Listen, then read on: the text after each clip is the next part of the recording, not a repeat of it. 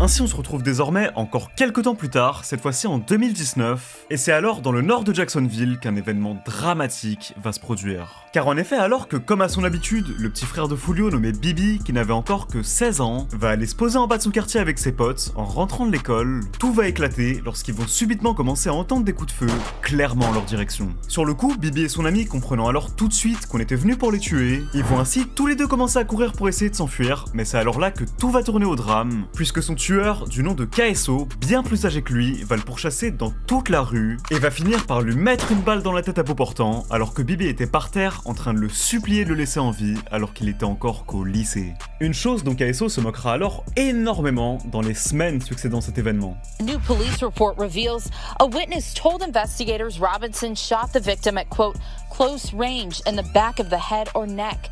The report also says Robinson, quote, posted several photographs and videos bragging about the murder. It took 2 years before police issued this arrest warrant for Robinson, but Robinson was already in jail.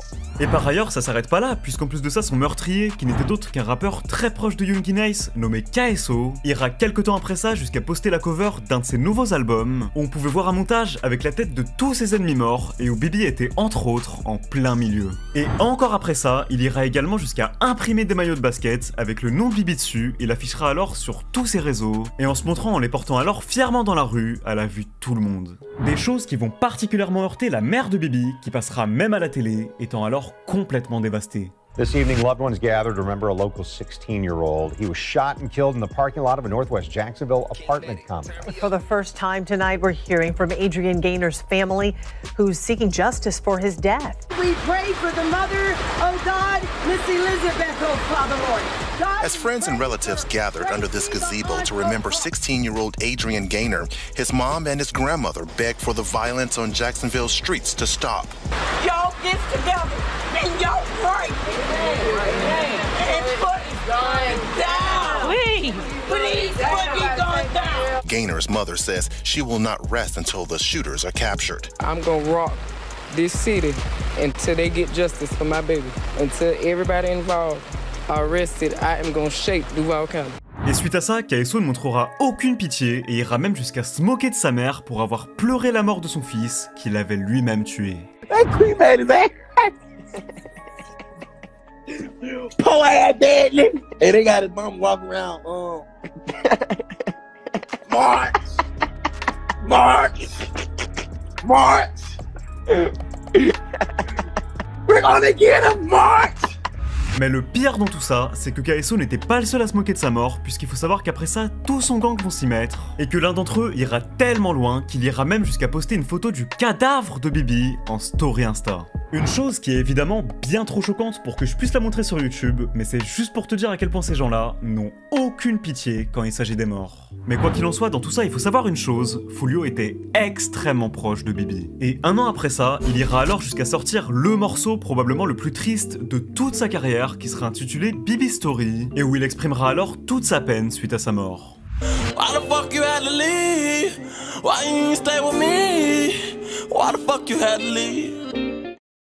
Et dans ce morceau, Julio lâchera ainsi plusieurs phrases plutôt énigmatiques, en disant notamment que Bibi avait déjà commis un meurtre à 16 ans, ce qui correspondrait donc à l'âge même où il s'est fait tuer.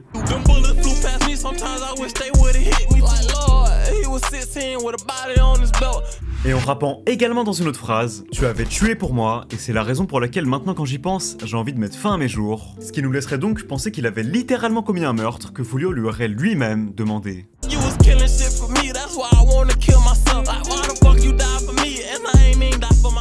Et encore une fois, quand il verra ça, KSO ira à nouveau se moquer de Bibi.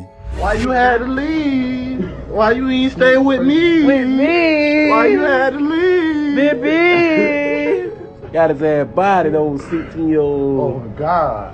Mais néanmoins, comme tu t'en doutes, suite à tout ça, Foolio étant alors détruit de l'intérieur, il va très vite commencer à avoir une haine de plus en plus grande, et c'est réellement une chose qui va entraîner de nombreuses conséquences. Puisqu'en effet, seulement un mois après ça, alors que Young Ace et KSO étaient dans la piscine d'un hôtel avec tous leurs potes, des ennemis du gang de Foolio vont alors les prendre en embuscade et se mettre à tous leur tirer dessus. KSO et Young Ace, qui étaient tous les deux armés à ce moment-là, auraient alors immédiatement riposté, sans hésiter une seule seconde à tirer en retour, mais l'un de leurs amis qui était présent avec eux, du nom de Rallo, recevra alors plusieurs balles et tombera raide mort dans la piscine, qui fut par la suite recouverte de sang. A group of men, including rapper Young Ace, were near the pool when they were shot at, according to police. Jeremy Brookings killed. Waycross police arresting 3 Jacksonville men, Mark Isaac Jefferson, Leroy Gerard Whitaker, and Devontae DeMorris Starks. Local artist Kenyatta Bullard, whose stage name is Young Ace, survived a shooting that ended with 3 of his friends dead in 2018. Now he is tied to another deadly shooting that happened Sunday morning at the Hampton Inn in Waycross, Georgia. 30-year-old Jeremy Alexander Brookins died, and 29-year-old Dwayne Lamont Scott has injuries. Both are from Jacksonville. Et quelque temps après ça, Foolio fera d'ailleurs référence à sa mort sur son morceau When I See You, en disant que Rallo s'était clairement fait tuer pour s'être moqué de la mort de Bibi. Un événement qui va profondément heurter KSO, qui n'aura alors plus qu'une idée en tête, venger la mort de son pote. Et d'ailleurs, pour que tu réalises à quel point ce mec a aucune limite, dis-toi bien qu'il faut aussi savoir qu'il est connu pour avoir tenté d'organiser un deathmatch dans la vraie vie avec ses propres cousins, et ce, en plein live Insta, car ils étaient dans un gang ennemi. Et après ça, l'un des cousins de KSO, avec qui il était en live du nom de Lil Nine, s'est littéralement fait assassiner en public dans une station-service. Et pendant que les gens autour de lui étaient en train d'essayer de le sauver, alors qu'il était en train de perdre tout son sang, son meilleur ami qui était présent avec lui lors de la fusillade s'est filmé et a posté toute la scène sur Insta, dans le but de montrer à quel point il était choqué de l'avoir vu se faire tuer juste devant lui. Et quand il a vu ça, le premier réflexe de KSO a été d'aller poster une story où il était mort de rire. Et le grand frère de KSO s'était également moqué de sa story en allant quant à lui jusqu'à reproduire la scène de la mort de son cousin, mais cette fois-ci avec ses potes, pour rigoler de sa mort. Et même comme ça s'arrête toujours pas là, puisque 2 mois après ça, KSO sortira également un clip où on verra une référence à son cousin mort dans un micro-ondes. Une chose pour encore une fois se moquer de sa mort. Des événements suite auxquels la police finira néanmoins finalement par arrêter KSO pour un autre meurtre totalement différent avec son propre père, qui est aujourd'hui lui aussi incarcéré dans la même prison. Mais toutefois une affaire dans laquelle d'après la police, KSO et son père seraient tous les deux partis assassiner ensemble un de leurs ennemis du nom de Lil Buck,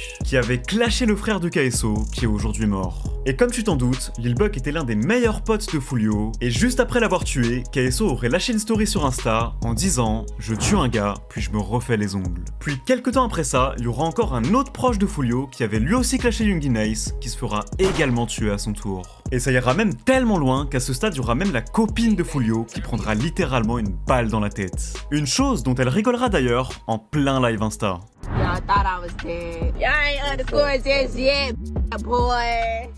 Une guerre qui fait alors à l'heure actuelle en 2023 toujours des morts chaque semaine à Jacksonville et qui a littéralement détruit la vie des 2 rappeurs qui témoignent tous deux aujourd'hui d'un état mental absolument alarmant comme on peut clairement le voir dans leur musique.